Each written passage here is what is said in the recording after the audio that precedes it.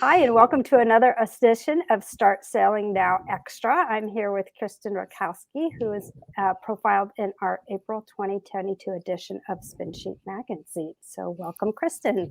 Hi, thank you so much for inviting me on. Yeah, we're happy to have you here. Let's just jump right in. You and your husband own a Bristol. And I think it's important for somebody that's just learning to sail to understand that learning to take care of a boat is also a big undertaking. It is. I had no idea what I was getting into. I assume my husband did. This really was his push to buy a boat, and I was all for it. I was like, yes, we live near Annapolis. We live on the bay. This is a great hobby. I am excited about this. I also leaned on him a lot for his knowledge. He knew a little bit about sailing, and he also is amazing at figuring out what he needs to figure out, whether it's from reading books or articles or YouTube or just being handy in the moment on the water. And he made a couple other really good friends that helped him pick up more sailing knowledge. I think he would have liked if I had taken some more of the responsibility. And eventually I did and realized what a big responsibility it was. And then we are kind of more in a groove now again. So, one way I understand that you've kind of grown in your own sailing is through joining a women's sailing group called Women Underway, which is part of Yes. Harrington Harbor Sailing Association, but also open to any woman that wants to join. Can you tell us Yeah. a little bit about how you found them and what that's been like joining that group? So the summer of 2020, started just searching around. We had moved to Harrington Harbor at that time from Annapolis. So Annapolis, you just feel like you're in the middle of everything because of the location, whether you're in a yacht club or not. We kind of felt in the middle of everything. But down at HHSA, or down at Harrington Harbor, it's more of a destination. The resort itself is gorgeous, but we weren't like in the middle of the bustle of Annapolis. So I started looking for different organizations and saw HHSA, of course, because that's where we were.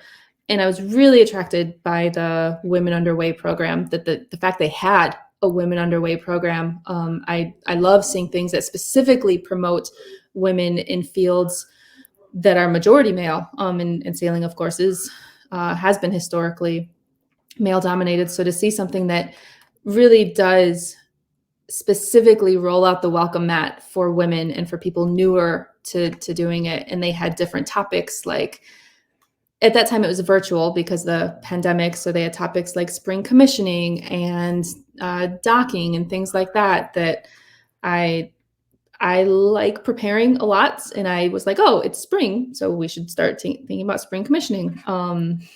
So I signed up. I emailed them just to get more information, and a couple women, Eunice emailed me, Margaret, a couple women emailed me immediately, just talking about how great it was and welcoming me and saying, "Oh, we're on the similar dock, and I'll see you." And that was really awesome to get that welcome. Probably like your husband, who got some sailing friends who helped him learn how to take care of the boat and the systems. I'm guessing when you made more friends in sailing, they helped you learn more things just by nature of the friendship. Yeah, it was cool being able to go, like, I've invited on other boats, the trips through Women Underway, like the women's sail, the women's cruise, and the regatta, just going on a lot of different types of boats that I hadn't been on before. Our boat is older. It's a 1972 Bristol. It's got the Hank on jib. We don't, never installed a furler. It's got a tiller. So I got to steer on boats that had a wheel and learn. I prefer the tiller, so maybe I'm biased, but I like Mhm. our tiller. The roller furling is super convenient, obviously, Yeah. but I still like knowing the mechanics of a Hank on jib. I kind of like that, Yeah. the old school way of doing that. Yeah. So you mentioned that you're kind of curious about fields in which have been male dominated but now have women in them, and you are a portrait photographer. I am. So tell us about your Her Helm project and how that is bringing women on the water and your photography skills together. it came about because of I'm a portrait photographer and I like doing projects every once in a while that are not client led, something that I can decide this is the direction I want to go, the creativity I want to bring to something, and then I run with it. And I didn't notice a ton of women owning their own boats. I said, this is going to be the project that I do. I'm going to go out and find all of the female boat captains. I'm going to feature them. I'm going to celebrate them with this portrait project. And it's been amazing to get to meet so many different women and hear all the different perspectives there. Well, I want to say it started mostly sailboats because I have a sailboat and that's most of the environment. But the first woman I featured was actually a fishing charter captain, but at my marina. So that was really cool to get to not only meet all of the women sailors around the bay that have their own boat or have their captain's license, but women who are in any part of the boating industry, whether it's fishing charter captains, power boats, licensed captains that run charters, ferry captains, all sorts of industries where women have been able to share their stories of what it was like for them to be in a very male-oriented space, and try to embrace who they are, ignore some of the sexism that they see, still push forward with doing what they want to do and what they are very capable of doing. Has been really cool to hear about all those stories. Where is that compiled? How can people find it if they want to take a look, or if they have someone in mind they think, are you open to suggestions? I absolutely am. I'm going to go through the summer of 2023, and then there are some big plans to celebrate it at the end. So right now the web page where everyone can find more information is at herhelm.com. And that has the gallery of all the current captains that I have, and also the contact form. Just click on contact and you can email me about it.